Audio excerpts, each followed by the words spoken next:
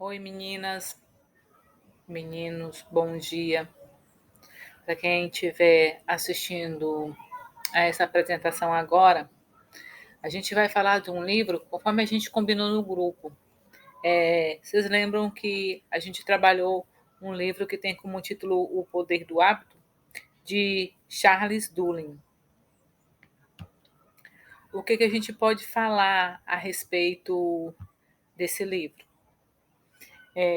Os capítulos deste livro, eles giram em torno de um argumento central. Qual é este argumento?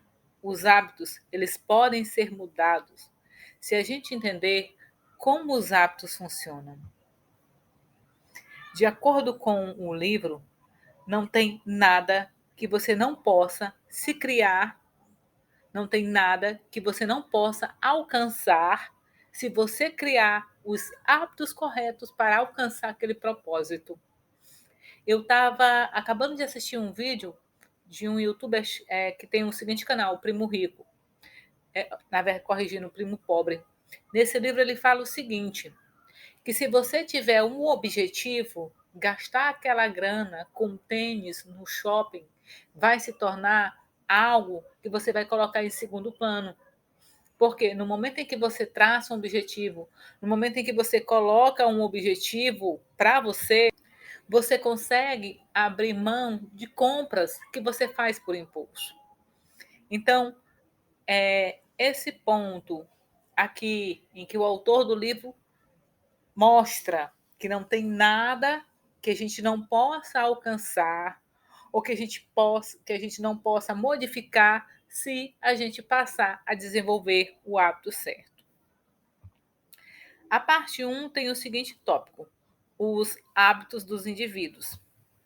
Nessa parte 1, ele subdivide no bloco 1.1, em que ele chama o loop do hábito, que ele mostra como é que os hábitos funcionam. E aí ele chama a atenção para uma parte em que ele faz, em que ele descreve sobre a análise do cérebro e destaca a questão dos gânglios basais. E no livro ele diz o seguinte, que em decorrência de pesquisas realizadas em laboratório, foi possível perceber que os gânglios basais são responsáveis pelo armazenamento de hábitos. E aí a gente cria a seguinte pergunta: afinal de contas, o que são os gânglios basais? É o sistema responsável pelo controle da motricidade e das funções cognitivas e comportamentais.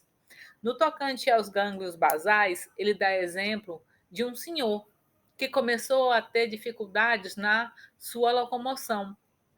Só que, em contrapartida, apesar de ter essa dificuldade na sua locomoção, o que é um indício de que os gânglios basais foram atingidos, o que acontece? Existem hábitos, existem memórias que vão permanecer na rotina desse senhor. Então, daí a importância que o livro dá para você perceber que existe um sistema que é responsável pela motricidade, pelas funções cognitivas e funções comportamentais. E aí, inclusive, ele cita o exemplo, que é o momento em que a gente é aluno e está tirando nossa carteira de motorista, e o momento em que a gente está com a carteira de motorista depois de anos. Faça uma análise, faça uma comparação. Como é o teu comportamento quando você está aprendendo e como é o teu comportamento depois de anos que você está com a carteira em mãos. Se você parar para pensar, para analisar, você vai perceber que existe uma mudança, existe um maior esforço no início para você aprender a passar marcha, a saber onde fica a marcha, a ré, o momento de parar, o momento de avançar. Existe um esforço, um poder de concentração.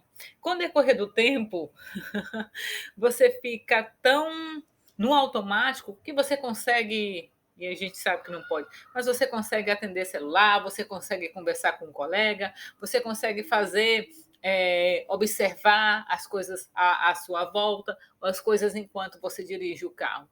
Enquanto você está aprendendo, não. Enquanto você está aprendendo, você tem um comportamento diferente.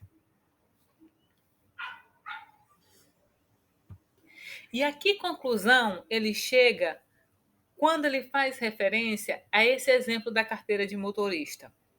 Ele diz o seguinte: quando um hábito surge, o cérebro ele para de participar totalmente da tomada de decisão.